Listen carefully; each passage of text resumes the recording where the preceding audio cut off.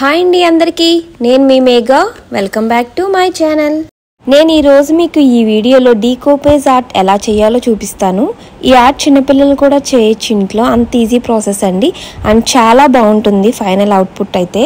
Process start చేసేద్దామా? ఇంకా ముందుగా డీకోపేజ్ టిష్యూ పేపర్స్ కానీ ఇలాంటి ప్రింటెడ్ పేపర్స్ కానీ మనకి నచ్చిన డిజైన్స్ ఉన్నవి సెలెక్ట్ చేసుకుని వాటిని మనకి ఎంతవరకు వీలైతే అంతవరకు కట్ చేసుకోవాలండి వీడియోలో చూపిస్తున్నట్టు. ఆర్ట్కి కావాల్సిన items glass jar, decoupage glue, brush, scissor and ముందుగా కట్ చేసి పెట్టుకున్న పేపర్ కటింగ్స్ అండి. ఈ printed papers and decoupage glue మనకి అమెజాన్లో అవైలబుల్గా ఉన్నాయండి.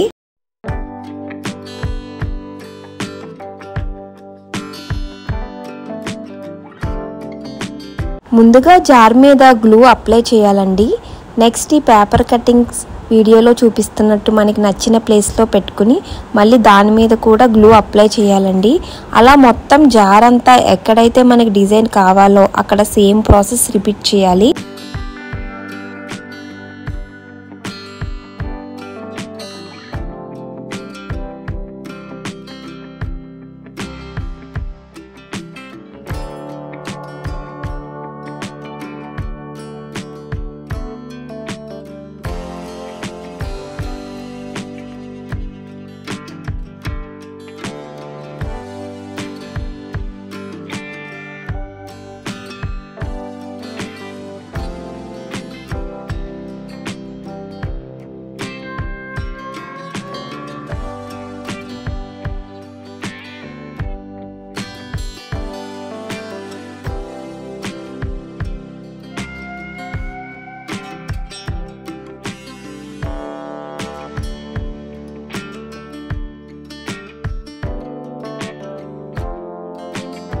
జార్ అంటే ట్రాన్స్పరెంట్గా ఉంది కాబట్టి అక్కడక్కడ పెట్టానండి డిజైన్స్.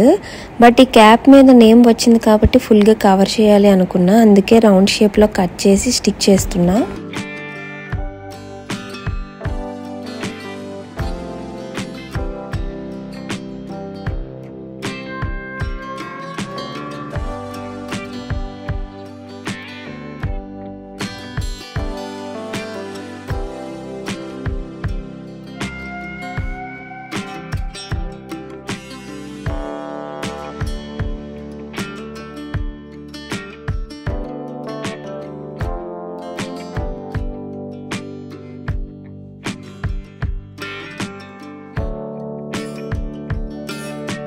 వీటిని పూర్తిగా డ్రై అయ్యేదాకా పక్కన పెట్టేద్దామండి. డ్రై అయ్యాక అసలు మనకి గ్లూ ఎక్కడా కూడా కనిపించదు, చాలా ట్రాన్స్పరెంట్గా కనిపిస్తుంది. ఈ జార్స్ తడిచినా కూడా ఏమవ్వదండి, ఎందుకంటే పైన గ్లూ అప్లై చేసాం కదా అందుకని. ఒకవేళ గ్లూ కనుక అప్లై చేయకపోతే మాత్రం డిజైన్ పోతుందండి వాష్ చేస్తే. సమ్మర్ హాలిడేస్లో మీ ఫ్రీ టైంలో ఒకసారి ట్రై చేసి అవుట్పుట్ ఎలా వచ్చిందో కింద కమెంట్ చేయండి.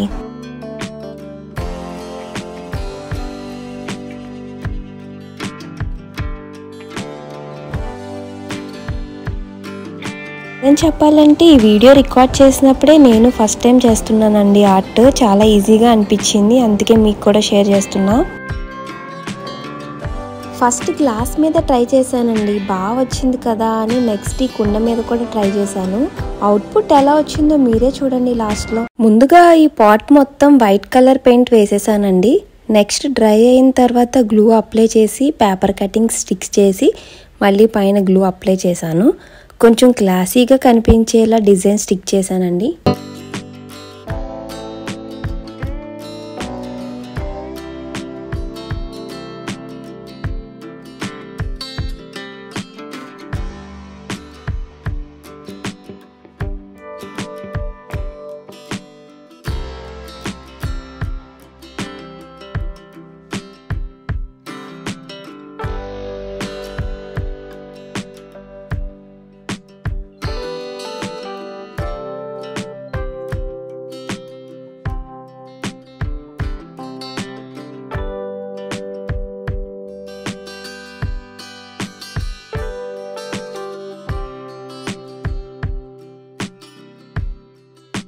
మీకు ఈ వీడియో నచ్చినట్లయితే మా ఛానల్ని లైక్ చేసి షేర్ చేసి సబ్స్క్రైబ్ చేయండి.